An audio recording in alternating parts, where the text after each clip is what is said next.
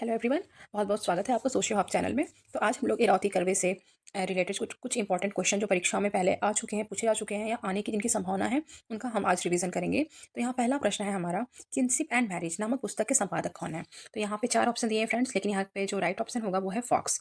फिर आपका next question है कि भारत में बंधुत्व संगठन नामक पुस्तक के संपादक कौन है। तो ये बहुत ही फेमस बुक है इरौती करवे जी की, और कई बार परीक्षाओं में पूछी जा चुकी है और आने वाली एग्जाम्स में भी पूछी जा सकती है। तो यहाँ पे इसमें है इरौती कर्वे, जो कि भारत में बंधुत्व संगठन नामक पुस्तक की रचनाकार है। अब फ्रेंड्स अगला क्वेश्चन है, भारत में नातेदारी व्यवस्था का अध्ययन किसने किया था। तो ये भी बहुत ही बढ़िया प्रश्न है जो कई बार परीक्षाओं में पूछा जा चुका है। इन्होंने किनसे पे स्टडी की थी, तो इरौती कर्वे जी ने। तो यहाँ पे 4 ऑप्शन है जिसमें से पहला ऑप्शन सही है, इरौती कर्वे, जो कि भारत में नातेदारी व्यवस्था का अध्ययन की थी। अब फ्रेंड्स अगला क्वेश्चन है, family kinship and marriage in India नामक पुस्तक के संपादक कौन है।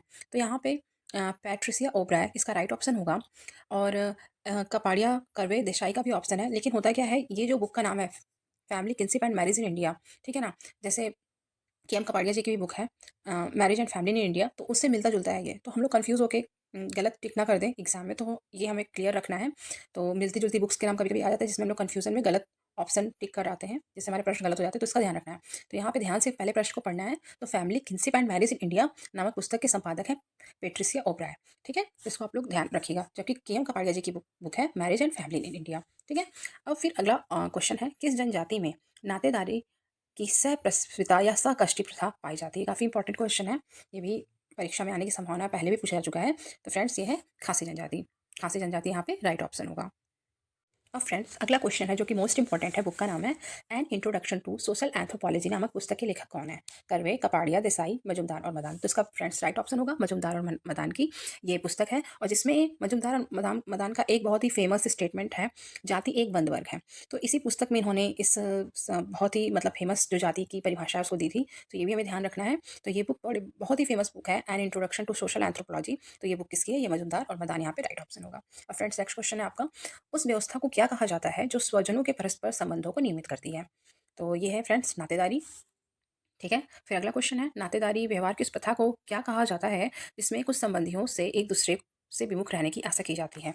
तो ये है परिहार या एवॉइडेंस। तो जिसमें ऐसे कुछ संबंध जिसमें हम लोग देखते हैं कि आशा की जाती है लोगों से कि वो एक दूसरे के सामने ना आए। जैसे कि आपने देखा होगा कि हमारे हिंदू समाज में भी बहुत जगह, जैसे अगर जेठ है तो उनके सामने जो होती हैं, मतलब कि घर की जो बहुएं होती हैं वो नहीं जाती हैं, ऐसा कुछ। तो इसी तरह के, और सर पे पल्ला रखना, जैसे अगर समधी का वो है तो उसमें भी जो सास होती हैं वो अपने सर पे पल्लू रखती हैं, चेहरा छुपाती हैं। तो कुछ कुछ ऐसे ऐसी चीज़ें हैं, कुछ कुछ ऐसे प्रथाएं हैं जिनको यहाँ पे परिहार के नाम से जाना जाता है। तो इस क्वेश्चन ये था कि नातेदारी व्यवहार की उस प्रथा को क्या कहा जाता है इसमें कुछ संबंधियों से एक दूसरे से विमुख या अवॉइड करने की आशा की जाती है, विमुख रहने की आशा की जाती है, तो इसको बोलते हैं परिहार, ठीक है ना। तो परिहार इसका राइट ऑप्शन होगा। और फ्रेंड्स नेक्स्ट क्वेश्चन है, उस नातेदार को किस श्रेणी में रखा जाता है इसके साथ व्यक्ति के प्रत्यक्ष संबंध होते हैं। तो फ्रेंड ये है प्राथमिक। जो प्राथमिक होते हैं उनके उनके साथ हमारे प्रत्यक्ष संबंध होते हैं। तो ये प्राथमिक जो है ये यहाँ पे राइट ऑप्शन।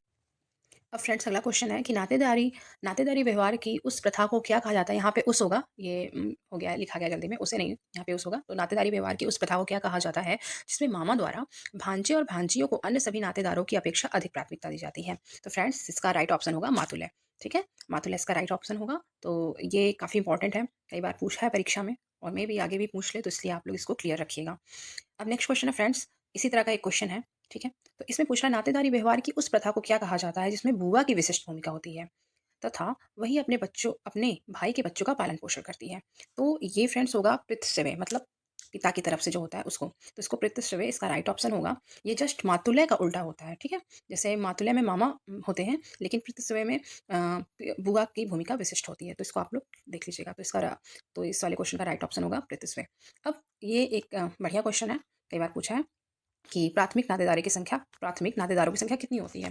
तो यहाँ पे प्राथमिक नातेदारों की संख्या फ्रेंड्स 8 8 बताई गई है। प्राथमिक नातेदारी जो होते हैं उनकी संख्या 8 होती है। तो ये हमारा आज का क्वेश्चन था। एक और लास्ट क्वेश्चन हम लोग कर लेते हैं। काफ़ी बढ़िया क्वेश्चन है ये। क्वेश्चन ये है कि किस विद्वान ने परिहार संबंधों को मातृ सत्तात्मक परिवार प्रथा का अवशेष माना है।